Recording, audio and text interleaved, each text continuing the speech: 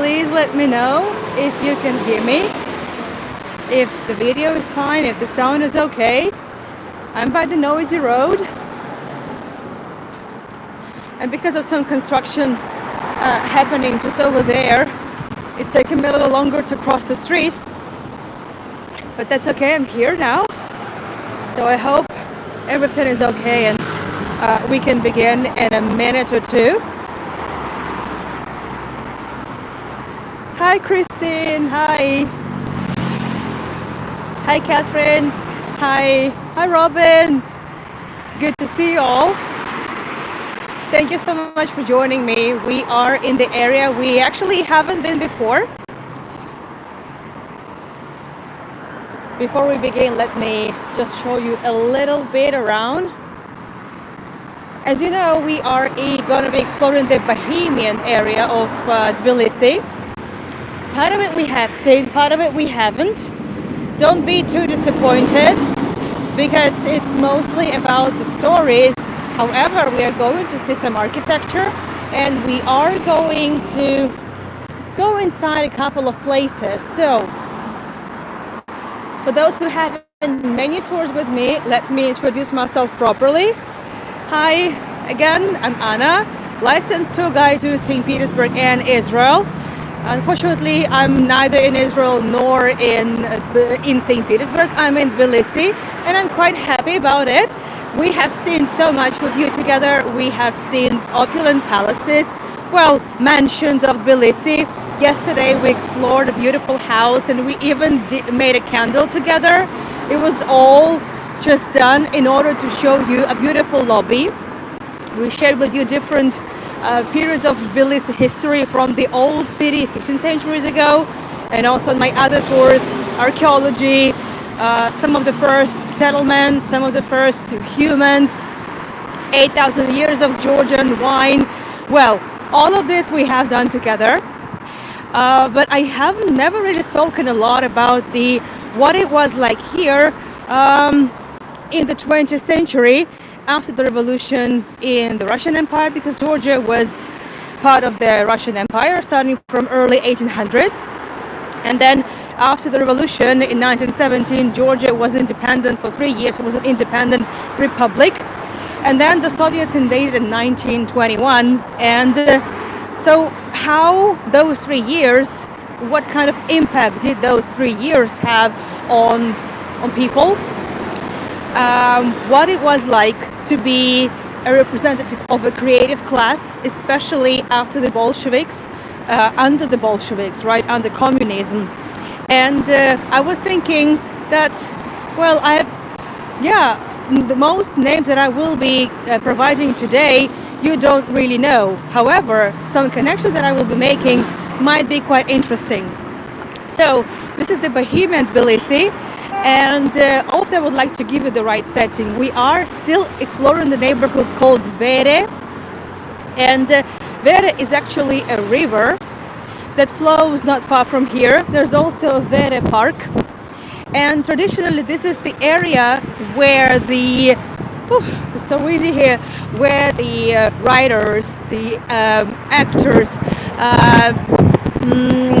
poets, artists would be settling. Thank you, Lisa. Yeah, it's a bit windy, it's a bit chilly. We're in Celsius here, and it feels like it's 3 or 2 degrees Celsius, to be honest. So I'm definitely gonna need some hot tea by the end, and I hope you will be joining me at least for a while. We'll see how it goes. Hi, Ronnie Lynn. As you know, I plan my tours thoroughly, but every time when I prepare for my tours, I discover something new, and I want to show these places to you as well. That's exactly what happened to me today. Well, we'll just take it one step at a time. And so Vere is considered exactly that, intellectuals, Bohemian area, because where we were last time, where we were yesterday, Solalaki is very posh. It's the neighborhood where those oil magnates, railroad kings would be settling, hence the opulent house. And if you missed that tour, please catch up on it when you have time. The recording is going to be available for about a week or so. That was a beautiful lobby that we saw, and some more, so which is definitely an exclusive thing for sure. So let me switch the camera and let's begin. Hi Martin, good to have you all. So we are in Tbilisi, and since this time we are going to be talking about mostly early 20th century and the early periods of Georgian independence and periods of Georgian, well, okay, Georgia under Stalin.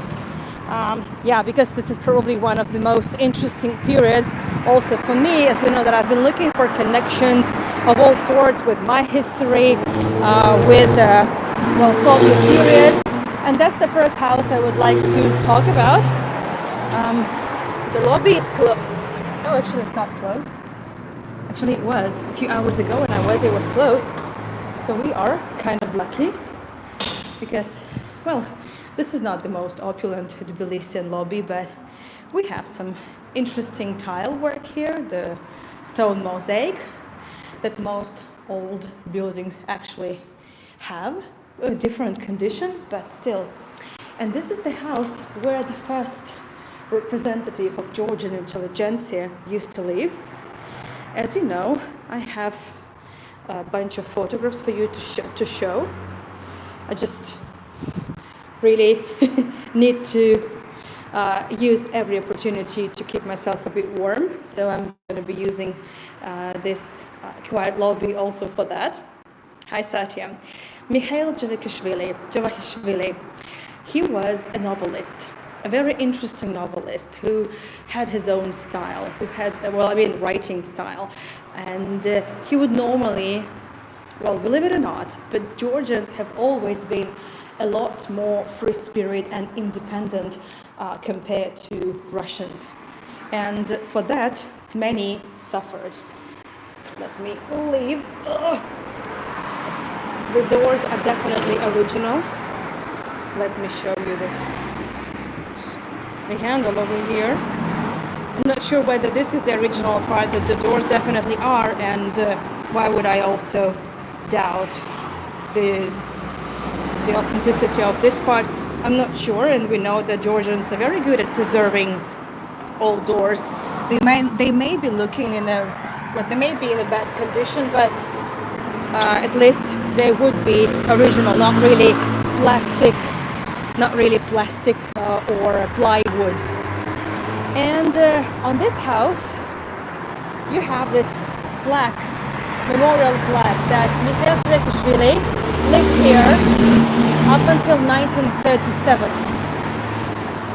which for many of you familiar with the Soviet history, for those of you who have seen my tours, for those of you who have done tours with me in Georgia or even prior to that in St. Petersburg, you probably understand that if a person died in 1937, he or she must have been the victim of a purge from the Stalin period.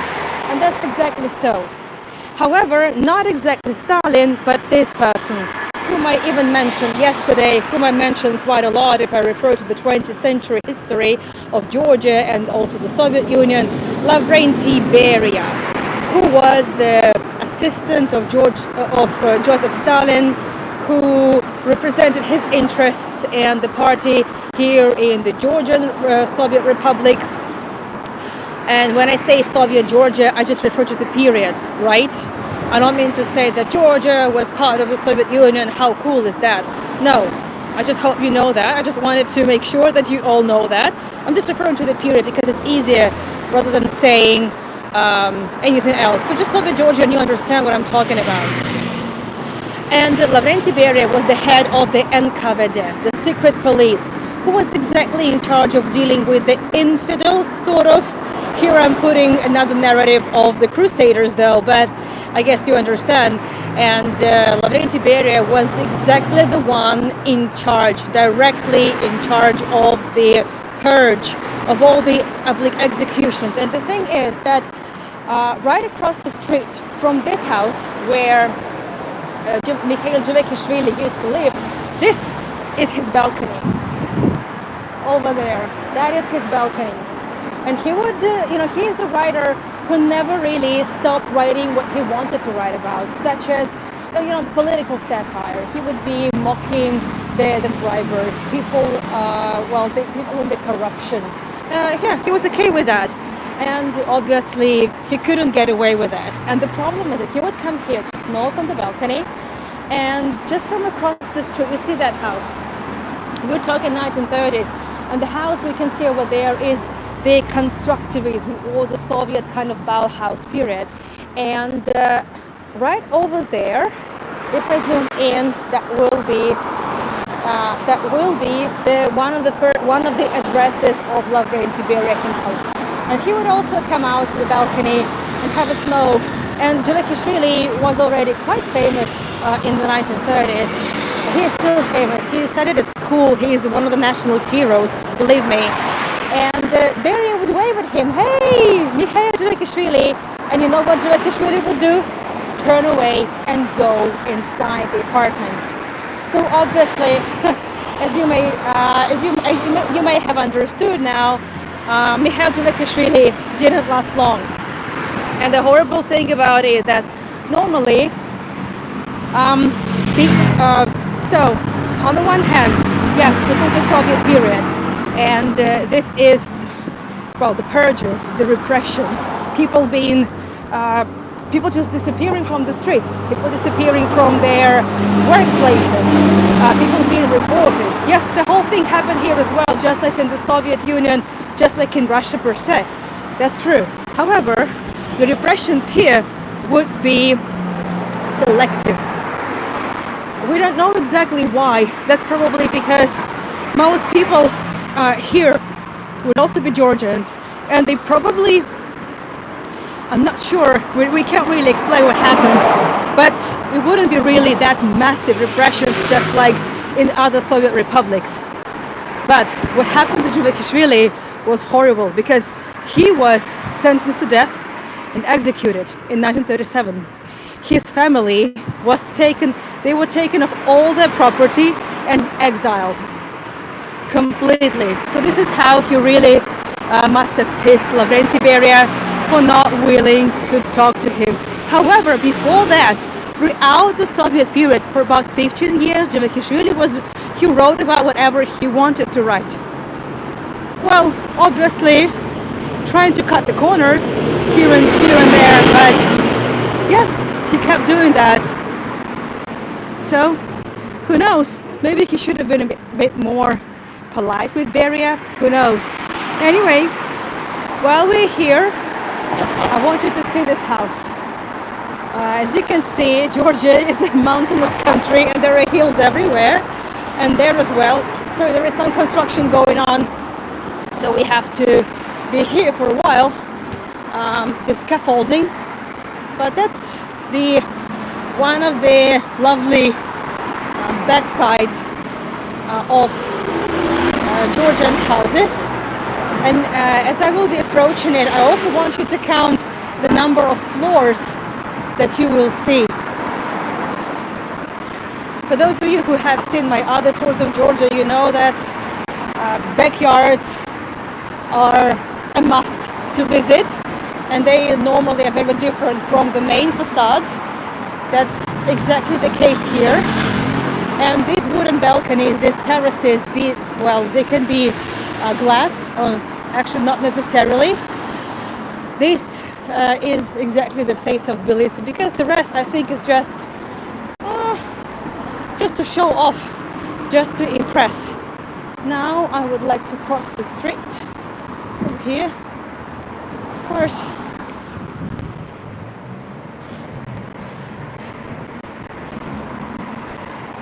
And from here the road goes down, and over there you must have noticed there is a river, the Kura River, but we are not focusing on the Kura River itself. I would like to go and check out this house. And when you are in the houses like that, these backyards where people would get together, where people would normally have, 4 apartments could share one and the same balcony. Well, this is where everyone gathers in the evenings, on the weekends, sing songs, just chat. that's the real vibe. So let's just count how many floors we see here. There's some interesting construction over there. I'm not sure what it is, but let's just count. 1, 2, 3, 4, 5, 6. I hope we agree on the 6. See, they're wooden. That's normally how it would be. Yeah, it may not be looking the way it looked back then. The house is from early 20th century. And let's just keep it in mind for a while. And in this tour, exactly what my idea is to show you the places where the Boheme, right, of Tbilisi would hang out, to tell you some stories about some of those people and how different the life would be in those very short 3 years of independence, and then yeah, how it would be further on. And well, yeah, I wish it was sunny today. I wish there would be more people out, but because of the weather, and February is actually one of the most challenging months in terms of the weather. It's usually also the lowest season, the quietest season in terms of traveling or tourism industry. So there's nobody here, but when the weather is nice, there would be a lot of people. Even when these places are closed, there still would be a lot of people. So where are we? We are by the fountain, which is not functioning at the moment. And you can see some tables empty. I know it looks deserted, but again, mind the weather. However, this fountain is actually a very big deal. It's called Samaya Fountain. Samaya is actually a dance. It's a Georgian dance. If you look around, so you will see 3 women, like 3 graces, and normally it tells you the story of a woman's life, and it appreciates woman and the beauty and the life and the sacrifice and everything. However, speaking of the Boheme, there is a story to share with you. Well, you must have seen on some of my tours, Georgian dancing. I showed you Georgian ballet, Georgian traditional dancing with features of ballet and lots of plasticity in the dancing. So for all that, we need to thank these 2 people, Nino Ramishvili and Iliko Suhishvili. They are the 2 dancers, choreographers who revolutionized Georgian traditional dancing and managed to preserve it, and managed to, regardless of the political situation, they managed to take Georgian dancing with their ensemble to 19 countries of the world. They managed to dance on the stage of the La Scala Theater, in the Metropolitan Theater. And so what you probably know of Georgian dancing is actually thanks to these 2 people who, by the way, apart from just being extremely talented and free spirits, they never actually officially married. And this was something, well, in the Soviet Union, as you know, I would say they weren't that much really Puritans in the Soviet Union. However, it was still considered a bit too much for people living together in the civil partnership. They were quite criticized for that. Hi, Sarah.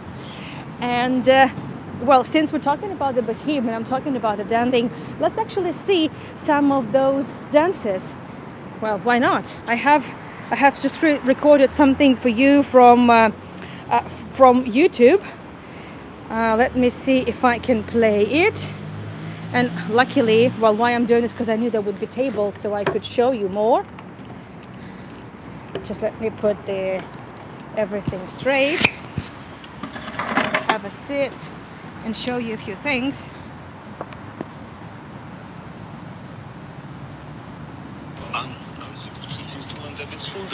Vere.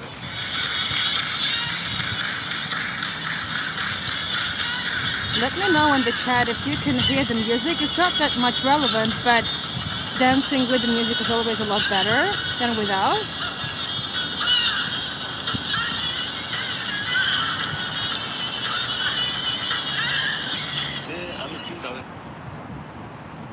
So let me know if you heard any music.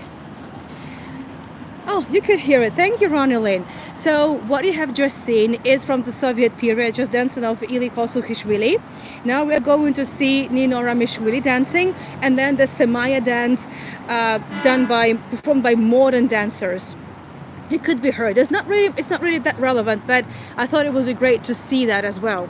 And Ramishvili, Sukhishvili were exactly that elite, well, Bohemian elite. Obviously, they were untouchable for the Soviet government because they were that popular, because they were the face of Georgia in the entire world, 90 countries in the Soviet period when. I would say only 1.00001% of people could actually travel. Well, yes, they were definitely untouchables, meaning only well. And this is the neighborhood where they would hang out. And there are so many stories.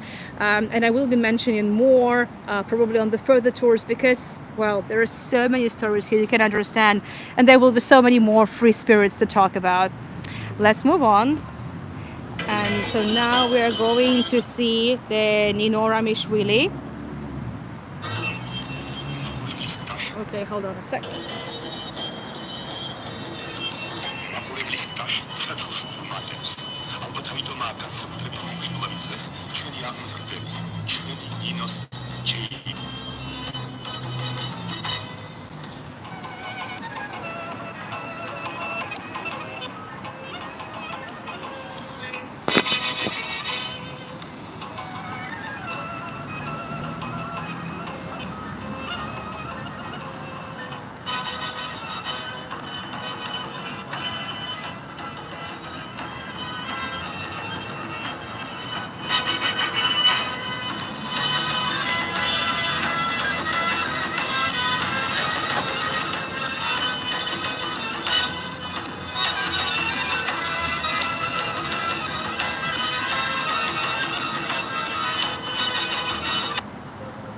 Yeah, so this is one of the dances where you could definitely see lots of Georgian moves, Georgian outfit, and we are going to be talking about the Georgian outfit and how national clothing has also impacted the modern fashion in Georgia. And now the Samaya. So we are in the Samaya, by the Samaya fountain, right over there.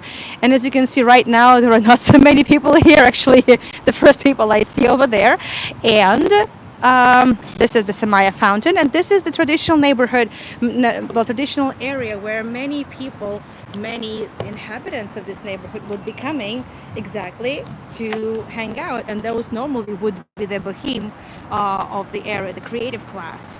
So give me a moment. I hope I will be able to show this to you. Just a second.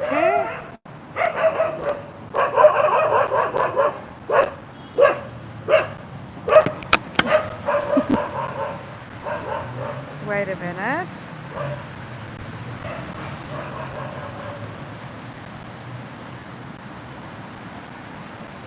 Yep. Okay, there you go.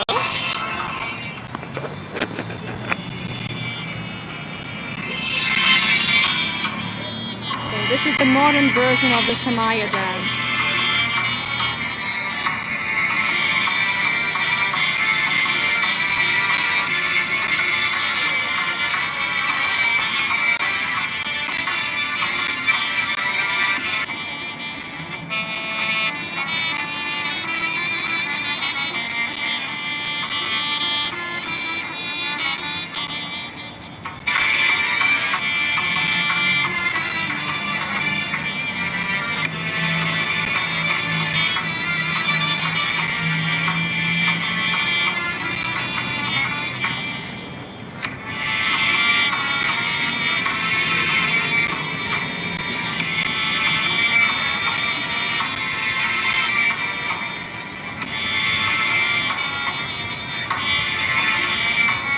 Best moment. Look at how they move. They float.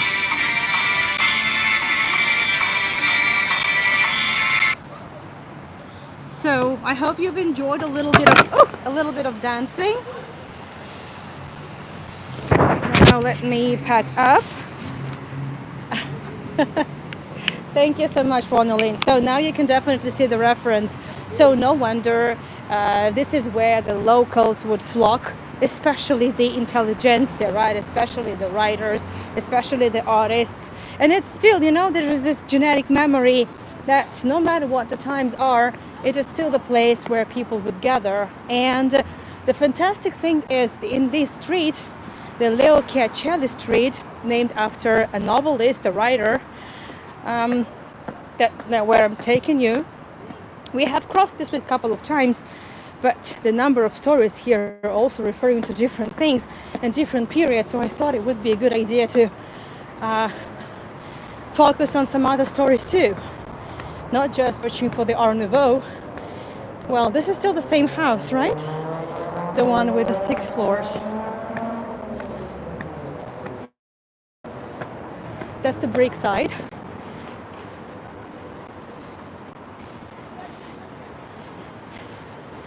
And if I cross from here,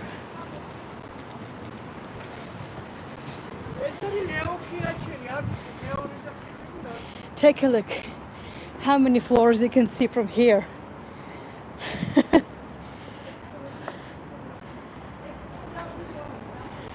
Just 2 floors. Thank you, Vlasta. It is a bit oriental for sure. However, Saakashvili Rameshvili definitely changed it. They add more plasticity into it. They added lots of... I'm not a specialist in dancing, so I don't really know the name of the moves and the techniques and everything, but they added a lot from the belly and definitely worked a lot on the costumes. And it was the revival of Georgian dance. And also I can totally understand why that happened in the Soviet period and why it was that popular. That's because Georgians were trying very hard not to lose their identity, because for the Soviets it was extremely important that the nation that they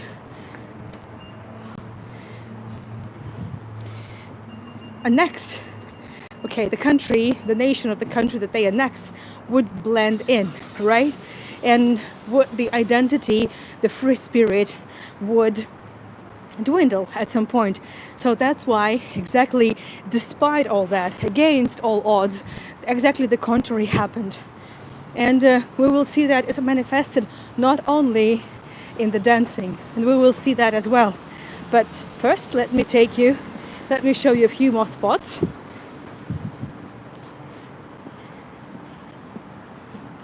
Speaking of another free spirit, I'm going to... Oh, thank you so much for a coffee. I don't see the name in there, but thank you so much for supporting me. Speaking of which, there on the chat, you have a pinned comment with a link to my PayPal or to buy me a coffee. So this is how you can thank me for the research. And this is the house. Well, maybe not that remarkable. Unfortunately, one more floor was added sometime in the Soviet period, let me think. Maybe actually even the post-Soviet, but this used to be just like almost all the houses in this neighborhood. They were built end of the 19th, early 20th century. And yes, as you know, that not all the houses have been restored yet.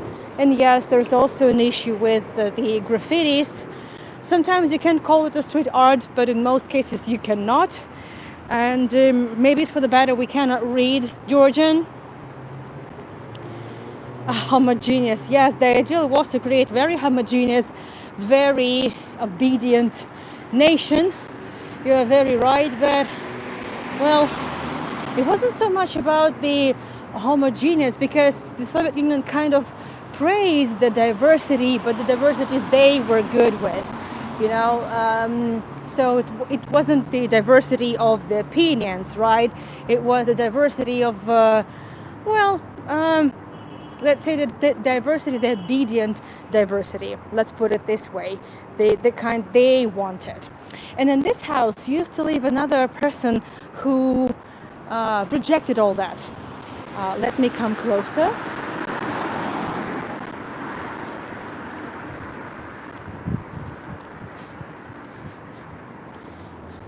So this is actually a museum. Thank you. Thank you so much for the PayPal. Elena Ahmediani House Museum. This is where some of the most interesting and still a little bit mysterious artists of Georgia, of the 20th century Georgia, used to live. And it's her museum now. She's actually a woman with an interesting story. Let me show you some of her photographs first. Elena Ahmediani. She was born in the town of Tel Aviv, not Tel Aviv, but Tel Aviv. But trust me, many people actually confuse, and there's really a very funny episode in one of the Soviet movies when a person tried to call to Tel Aviv, tried to call to Tel Aviv, but actually was put through someone in Tel Aviv, and they also happened to be a Georgian. So, I mean, interesting, really. But Tel Aviv, that's the city, and well, you know, Georgian families, Georgia in general is quite a conservative nation, Georgians are. And well, the religion still plays and has always played a very important role, even in the Soviet period. Many churches in the Soviet period were not closed, or were officially closed, but actually were not closed. That's how it worked. And her family actually chose already a very rich man just to marry her. But she said no, and she left home, and she went to Paris, and she studied there. She was friends with Modigliani. She was befriended with Picasso and Lado Gudiashvili, a Georgian artist whom I have told you about. Let me show you the photograph where they are together. There you go. This is Lado Gudiashvili. This is Elena Ahmediani, and look at her. A woman looking like that in Paris, it's fine. But she also brought that to Georgia again. You know, Lada Gudiashvili and Elena Ahmediani eventually returned in, already after the Soviets came in, but they just couldn't live without Georgia. So eventually, late 1920s, they returned to Georgia. And, Lada Gudiashvili eventually became an accomplished Georgian artist, even at times of the Soviet Union. And even at times of the Soviet Union, he was allowed to decorate the interiors of a church, of one of the main churches. So as you see, that's definitely life was a lot more free here rather than in the Soviet Union.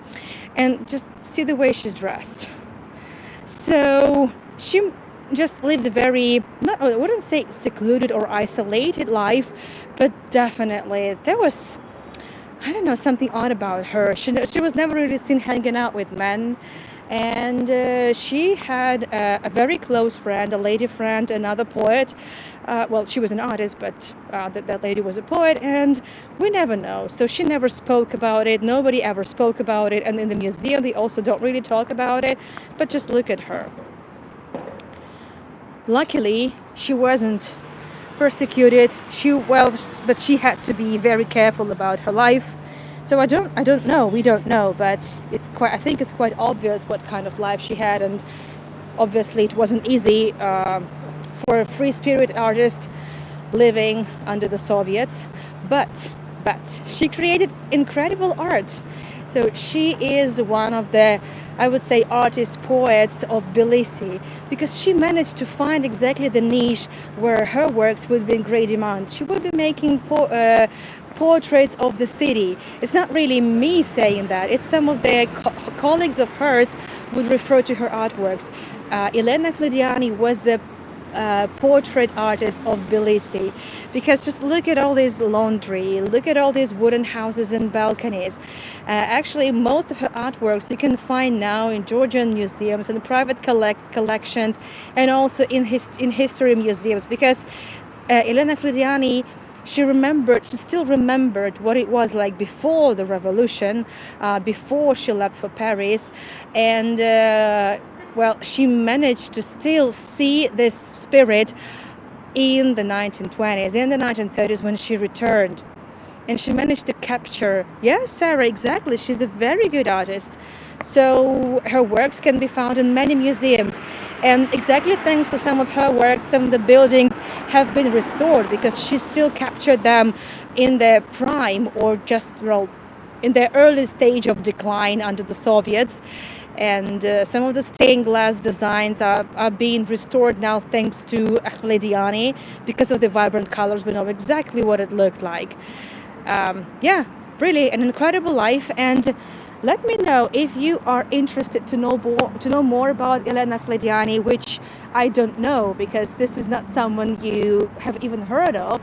And one of the goals of my tours in Georgia is actually to take you to places and tell you stories that you've never heard and probably would never have heard, be it not me just taking you to places like that. So let me know if you would like to know more about her art, about her life. Yeah, I'll be more than happy to do that. We will talk more about Elena Ahmediani, but a little bit later, and this will be connected to the next tour of mine. But at the moment, I would like to take you somewhere else. Interestingly enough, the tour of today is just covers a very, very small area. Thank you, Sarah. Very, very, I would say basically about 20 houses maybe, that all together. It's a really small neighborhood. But what can I do? There are so many things to show. So right now, actually, I need to go back a little bit. And by the way, over there, we are facing the Rustaveli Avenue, the main avenue of the city. And the house over there is actually kind of the border between the Vere neighborhood, the Bohemian one. As you can see, the buildings here are a lot simpler than any others, and especially that's a lot simpler than that one. I'll quickly cross here just to show you bits of the opulent house over there. So that tower, it's the part of the building of the Academy of Science, Georgian Academy of Science. But she sounds interesting. Okay, Ronaldin, good to know. Yeah, very interesting character. And it's such a shame that, well, she's not really that known outside of Georgia. But it's also, okay, I would say Georgia is a hidden gem anyway. But I am actually very pleased to tell you that people discover these live streams, and well, I've been contacted several times saying that, oh wow, we had no idea actually that Georgia is such an interesting country, and Tbilisi is such a vibrant, modern yet very special city. So my tours help spread the word about Georgia, which is amazing. I'm really grateful for you also for making this happen. So the house that we are looking at belonged to Melik Kazaryan's, right? The one of the oil kings for sure. And we just have never seen the house from this side. So I will just show it a little bit. But this is the tenant house. He lived here as well, but for a short period of time, just for a few years before the revolution happened.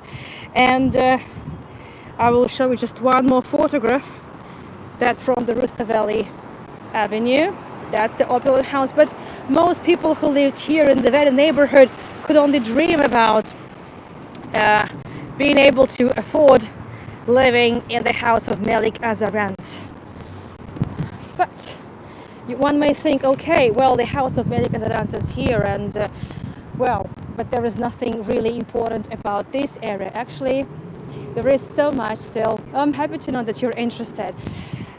Fantastically, okay, interestingly enough, maybe not fantastic, maybe I'm being over enthusiastic a bit, but exactly in this street, in the Leo Chiacelli street, where we will be walking a bit more today, there are so many places that still have this very interesting vibe. Artsy, for sure, cozy, and really inspirational.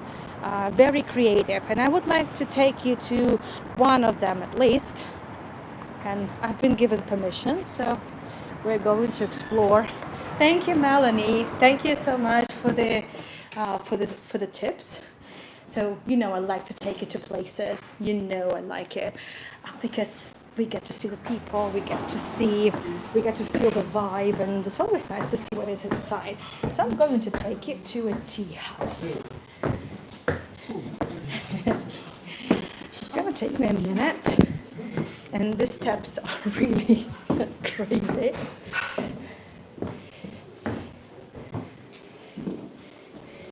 Here we are. Hello. Kamajaba. Kamajaba. So this is the tea house I've been talking about. A very cozy place with lots of blends of teas and very cozy. Like you are at home. It's like you have been invited to an apartment of someone really, really creative. As you know, I don't film people, so I'll just show you some tables that are free. So we could be having some nice tea party here, don't you think? Isn't it the artsy place?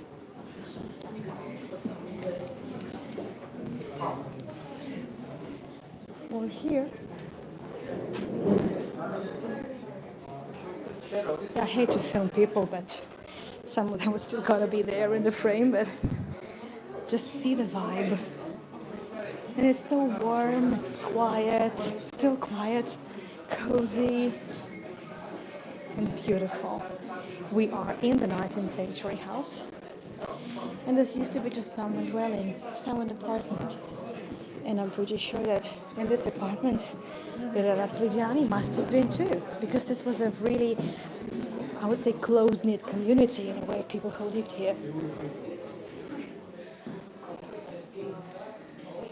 Some elements to show over there. They even managed to just to put some of the items they preserved from the plastic work.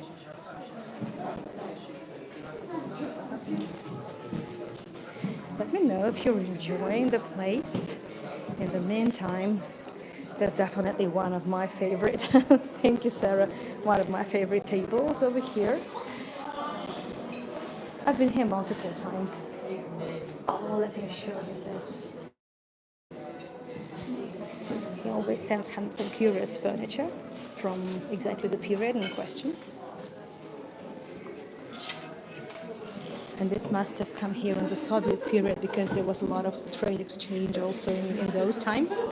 This doesn't look like something very modern to me, but I'm not sure. Yes, exactly. You're very right. Georgia was on the Silk Road, exactly. There are lots of connections that we keep finding with many other countries, sometimes very unexpected connections. Like where is Croatia and where is Georgia? But there's even more to it. Where is Georgia and where are Crusaders, right? So another beautiful mirror. Yes, exactly, Satyan. Those were Indian dances. That's what I'm saying, that this must have been from the Soviet period there because there was a great goods exchange and trade with India in the Soviet times. So I'm not sure how old exactly those are. And this is the balcony. The lovely thing is that during the cold season, the balcony is warmed up. So this is this type of a film. And it's really warm here. You can sit here without your coat on. Really warm. Thank you. And I like the decoration. So you're sitting in the balcony. You're still warm, and during the summertime, it's really nice here and refreshing. I'll just show one thing. Excuse me, I'm not filming you. Just the lovely mirror over there. So. It's just to add to the vibe. So this area still has a lot more than that. Thank you. Bye bye. So that's the tea place. Yeah, just the lovely colors, the vibe, and the historic building, and look at that. That's probably one of my favorite parts, is that all these lovely teapots are here. So you know immediately that you are at a tea place. And also, this is the place where the Georgians come. You know there are touristy places, right? You know that, but that's not the one. Now I'm going down and hoping not to fall from the steps. Whew.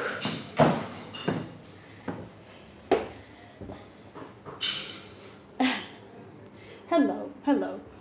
And so that's the teapots.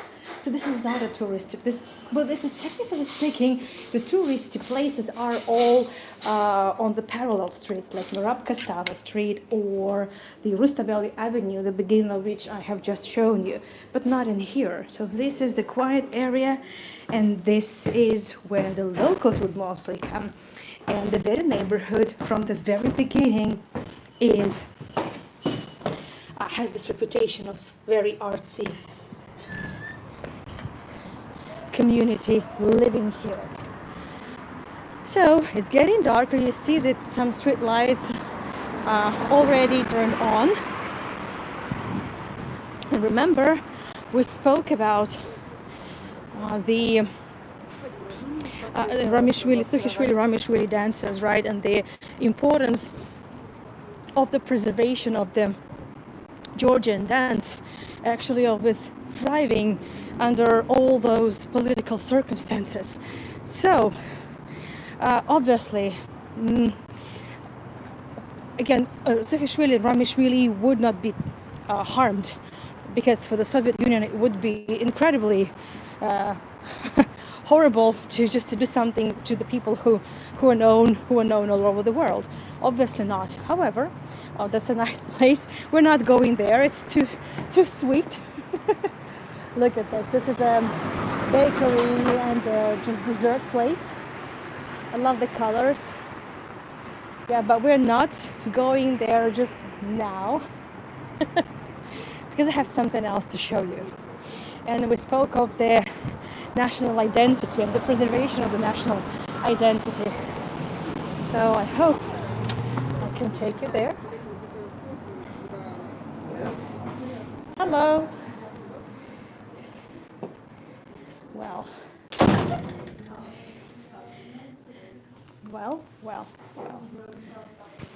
Hi. So, this is one of the places I have discovered quite recently, but the moment I saw it, I just realized I had to take you here. So I came earlier today. Hi. Hello. I came earlier today and just needed to find out whether they would allow me to film from here, to stream from here. I'm filming just right now. I'm live streaming just right now. And this is the place where you can buy traditional Georgian clothing and the clothing inspired by the traditional Georgian outfit, national clothing. So let's just roam around. I'm not sure whether it's a dreamland, but this is definitely one. I mean, just look at that. Just look at that. And so you would see what inspired the modern designers. So the men are wearing the traditional choha outfit over there. I hope I speak loud enough so you could hear me. This is it. And this is where traditionally the gunpowder barrels would be, but now it's just, just a memory. So they're empty obviously right now, but you will see them. And this is a traditional woman's dress with interesting features that you will definitely see. And oh my God, this place is so expensive. There is one dress that costs 1,000 euros. I mean, it's not that expensive, right? But I cannot afford it. And it's gorgeous. And the materials, let's move around. Oh, look at that. This is the baby choha. Look at the baby choha. No, there is a schedule. If you go to my website, on the chat, there is the pinned comment, right? And on that comment, there are links to my PayPal to buy me a coffee and also to my website where you can find my schedule. Actually, I haven't scheduled the tour for the next weekend because I'm waiting for the confirmation from one of the managers of one of the fashion events, whether they would let me to live stream from there, but I will keep you posted. Yes, mostly weekends, dear, but I run also many other tours as well. AnnaYaguide.com. This is where on my website, this is where you can find all the tours that I do, but again, I haven't scheduled the next Tbilisi live stream because I'm waiting for a confirmation. But thank you so much for your interest, and just see that. And we are in the historic building, and well, this makes it even more special. Beautiful clothing in the historic building, and it's just exactly connected to what I have just shown you, right? The traditional outfit that the dancers wearing, the Georgian costumes. And look at these. These are for men. And this is the choha I've been talking about. So this is obviously this is just a traditional outfit, but there's also a lot of just modern clothing inspired by that. Probably not something you would wear every day. Yeah, I know. Choha. Yeah, I've learned something already. Yes, white ones are especially for weddings. For weddings. Yeah, it's especially the wedding outfit. And I've seen many weddings and I've seen men wearing them proudly. Amazing. It's like modern. Exactly, inspired by the traditional clothing. I really like it. Wow. And the quality and the way it's designed, just top notch, honestly. And really remarkable store. Love it. So Salome has been very kind to me, allowing me to film from here. You're welcome anytime. Thank you so much. This is choha. Uh-huh. This is hanjali. This is chakura. Chakura. From different regions. This one is especially from Guria. Oh, okay. I got it. And you also make shoes, right? And everything. Yes. Fantastic. Yes. Wow. This is boots. The boots. They're so trendy. I mean, you could just wear it with any jeans. Yes. Yeah, so stylish. And I bet they are expensive. How much are those? That one is 1,760. 1,000, around 1,800 laris, which is like 500 euros, around 500 euros. But amazing. I mean, it's amazing. Just look at that. Can you guess which dress I really like here? My audience know I'm a sucker for certain colors. Okay. I already knew. Yeah, you know, I know. Exactly. So Solomon knows already what I like. I would say that not every area of Tbilisi is like this, but there are several neighborhoods. There's a lot to see. Like, it's definitely going to take you several days at least to just have a quick look around here. And, well, just look at this again. This is a very modern dress. That one is from Raja. From Raja? Yes. Oh, okay. And look at this. So this is definitely inspired by the traditional Rajan dress, right? Yes. But it's so modern. You can wear it like every day. Oh, no. Okay. Now I really don't know which one I like best. Yes. It is gorgeous. This is our logo. Man with the horse. Man with the horse. Okay. Wow. Oh, sorry, I totally forgot to mention the name of the store. So, Samoseli Pirveli.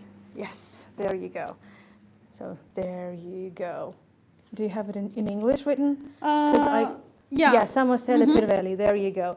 My Georgian is lousy. It's basically just about Madloba, Gergeti, and Nachmamdis. That's it so far. It's okay. But look at this.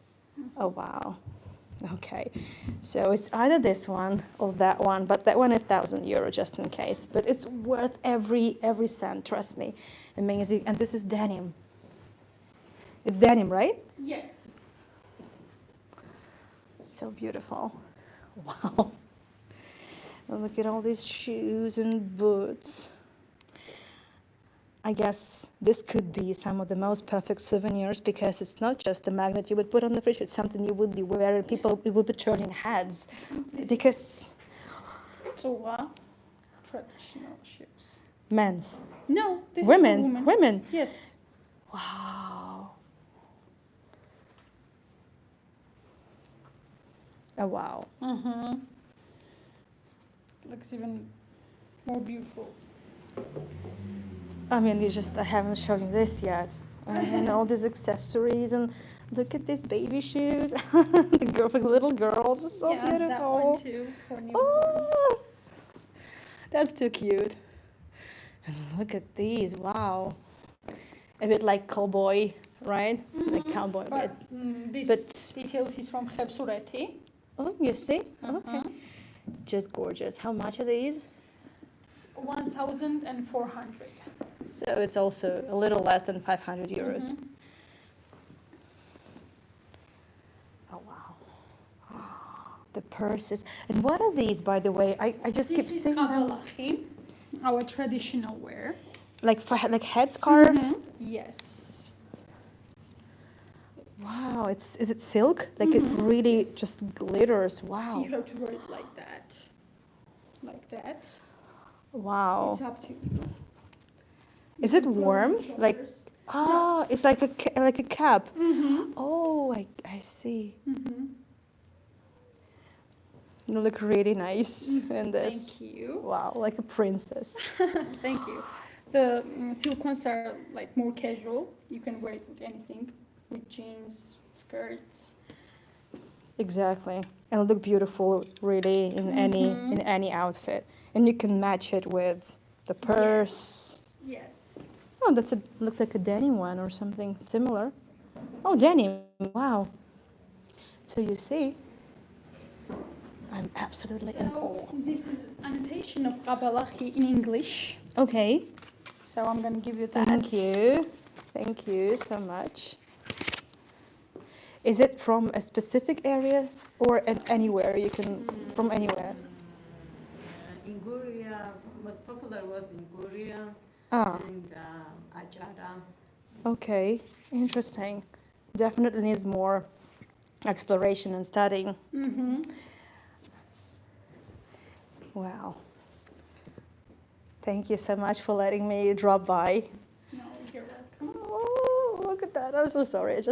I mean, come on. Look at these cute things. Oh. So I know, ladies and gentlemen, you would really turn heads wearing something like that. Wow. Thanks so much. Welcome. I mean, just see this. Yeah, this is from Khebsureti. Wow. What are these? Are these wooden? Like these beads or what is it? Yeah, Yeah. the hand's supposed to be like that. It doesn't go all the way. It's for just for the. decoration like that, ah. but it goes here. So Mhm. it looks so beautiful. Wow, so much diversity. Yeah. That one is from Khebsureti too. Hefsureti. Yes. All details are like handmade. Mm-hmm. Handmade. Yeah. The jeans is our new collection. Oh wow. Oh my goodness. Beautiful. Amazing. Again, it looks very trendy. It looks very modern and unique. Absolutely. Just really nail it. I need to know the price of this one. It's 3,735. So it's a bit more than 1,000 euros. Mm-hmm. Yes. But it looks expensive. I mean, it looks absolutely exquisite. Just look at the stitches. Look at the attention to every detail. Like, obviously, I'm not a specialist, but you see. I mean, you know it when you see it. Look at that.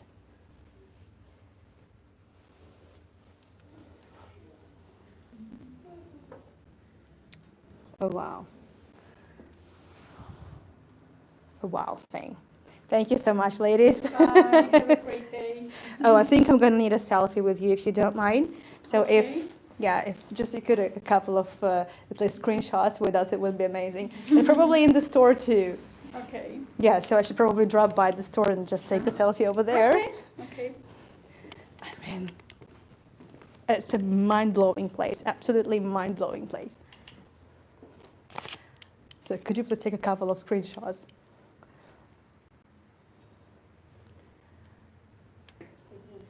And it's quite likely that they might want me to come back. Mm-hmm. Okay. You're welcome anytime. So. Thank you. Thank you so much. And now I'll just carry on with the story of Elena Nakhleriani. And just before that, I showed the Samaya fountain, and I showed them even the dance, Sukhishvili Ramishvili. So we're exploring all that, you know, the Georgian identity. And That's so good. Yeah, and how it keeps inspiring and it keeps thriving in the modern times. Thank you. Bye. Bye-bye. I'll tag you later on so you'll be able to see that. Okay, Yeah. yeah. Bye-bye. Bye. So, I'm so in love, absolutely.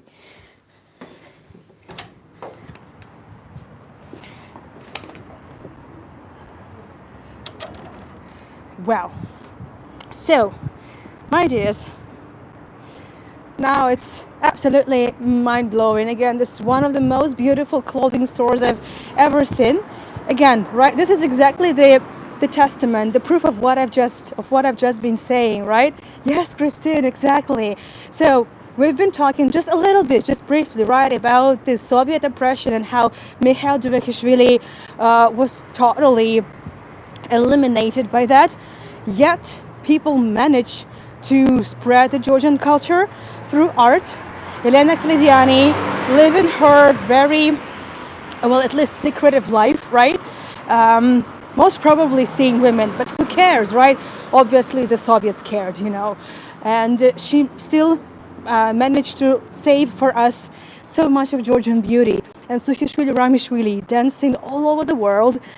They also managed to preserve so much for us, spread the word so the world could see the traditional Georgian clothing, traditional Georgian dancing. And yes, even nowadays, so many Georgians take their children to learn how to dance the Georgian dances. And it's such a big national pride. Unbelievable. So regardless of all that, and speaking of Elena Khlidiani, and this is connected to the next tour I will be doing exactly right now. So Natalia's just asked me, when is the next tour, when is the schedule? The thing is that I also like to take you to different events, because my tours are not just quite artsy, right? We are in the artsy neighborhood, so this is the street art, but many of the things, unfortunately, is just vandalism, unfortunately. So, and what I like to do is I like to take you to different events, culture events mostly, or some lovely spots, some restaurants or galleries. And I'm right now waiting for the confirmation from one of the producers of a big fashion event by the way, in a historic location. So I don't know yet, and that's why I can't really schedule it now. But my website, anayagai.com, you can find my schedule. You can also subscribe to my newsletter. When you go to my website, one of the first things you will see is exactly the button to subscribe to the newsletter. Exactly. And I send newsletters once a week. As I say, I only spam you once a week, but I will keep you posted about the Tbilisi tours.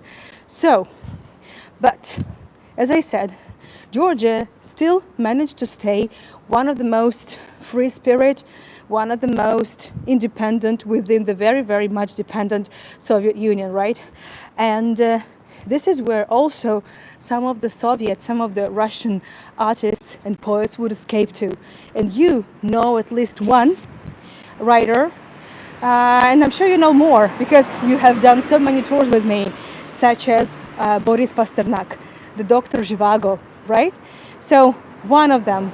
So he, among many others, would be coming to Tbilisi, would be given work in Tbilisi, would be published in Tbilisi, and many, many more. So in one of my following episodes, I can't tell you now exactly when it will be scheduled because, again, I just want to take you to this one-off show. So we'll see how it goes, but I'm hoping to tell you more and to read you more poetry and to read you more Georgian literature in a very good translation. And also you might be surprised to know that Mikhail Djuvakishvili, that's the last thing I'm going to be talking about today, but we need to go there. Mikhail Djuvakishvili is, by the way, studied even nowadays. And I would like to actually give you a few things before we wrap this up. As you can see, I just could not but take you to that store. Just to remind you who Mikhail Djuvakishvili was, I will show you some photos. Wait a second.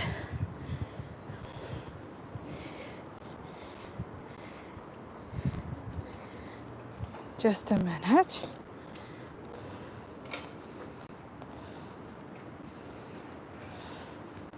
That's him. That's Mikhail Javakishvili. And his literature works are studied even nowadays. And one of the greatest scholars who studies Georgian literature and also Soviet period, and I've read some of his works, is Donald Rayfield. He's from the UK. He is a professor of the Queen's Mary College, and he is a great specialist in Georgian and Russian literature, especially with a great focus on the Soviet period. And he wrote a big research on Mikhail Javakishvili and his works. So Javakishvili is remembered. As I said, Javakishvili is studied at schools, and no matter how hard the Soviets try to eliminate any memory of Javakishvili, this is not going to happen. And the same happened to many more. But luckily, thanks to Georgia, their memory will be preserved, it's still preserved. And I would like to wrap this tour over there. It's a gloomy day, I know, and this is quite unusual because most of the time it's sunny and much warmer than today. But what can I say? What can we do? So I would like to wrap this up here. This is a piece of the past that is very often overlooked. Yeah, this is just something very negligible, right? It's just a paving, but this is the paving that I am very sure Elena Avklediani, Sukhishvili, Ramishvili, Iliko Sukhishvili and Nino Ramishvili, the dancers, as well as Boris Pasternak, who was a very frequent guest in the Elena Avklediani house over there. And the windows of Elena Avklediani, well, overlooked this paving. So you can imagine how many talented people must have walked exactly these stones. Isn't it remarkable? And from here, yes, the horrible thing is, I'm sorry, but it is kind of horrible, that exactly here is the house where Lavrenti Beria lived, right?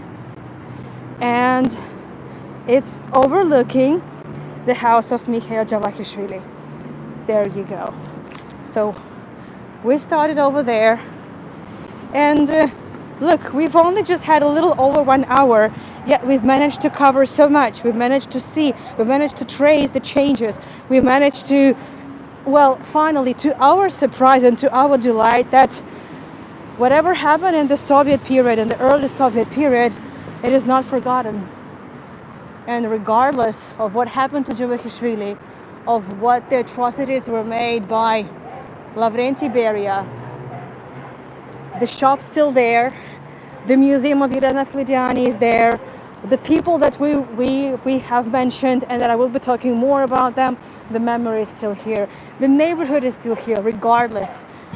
So I believe this is a very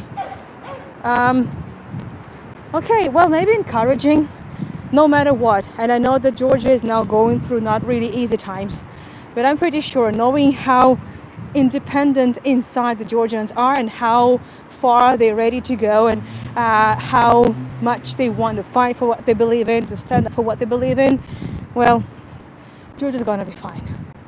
Thank you so much for joining me on this tour. I know, as I said from the very beginning, we're not going to see opulent houses. Well, yesterday I did take it to one, so I think we're okay, for at least for right now. And well, it's more about the stories. Well, next time we got to see some more poetry, some more literature, in translation, obviously. We got to see more photos. We got to even see a film a little bit. I know it might be an issue of a copyright, but I hope not, because, you know, just to add to the vibe, to know what I'm talking about. So today there are going to be 2 more tours. If it's something you're interested in, Natalie or everyone, you're more than welcome to join me. I'm taking you to the Marble Palace of the Romanovs in St. Petersburg to talk about, not about the opulence, but yes, we will see some beautiful interiors of early 20th century, but there's more to it, because we will be talking about the poetry, because one of the Grand Dukes Romanovs was a poet, and a very good one. He also translated Hamlet into Russian from English, and it's considered one of the best translations of Hamlet, by the way, in Russian still nowadays. And from here you can see how how the terrain has changed, right?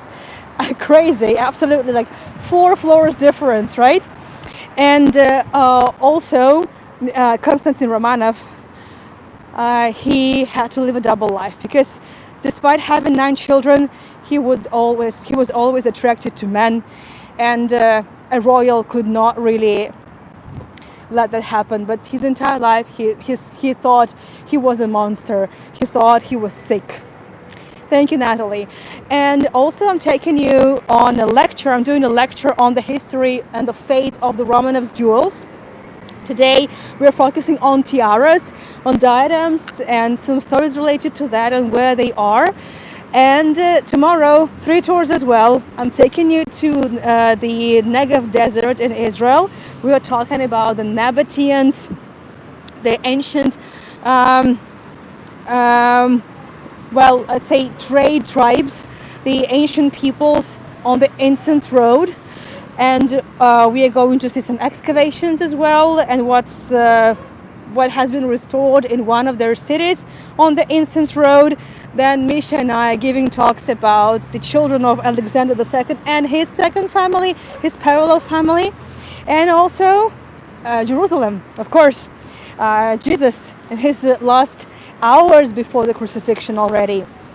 We are approaching the very end, or the next beginning. Thank you so much, everyone, for joining me. It's been interesting, and I hope you have found this tour interesting as well. I really enjoyed it. Again, this is about little stories, but of a very, very big importance. And I hope to see you next time. Again, on the chat there is a pinned comment with the links to thank me and also to my website. The next tour is in a couple of hours from now, and yeah, so I'll see you around. Thank you so much. Bye bye.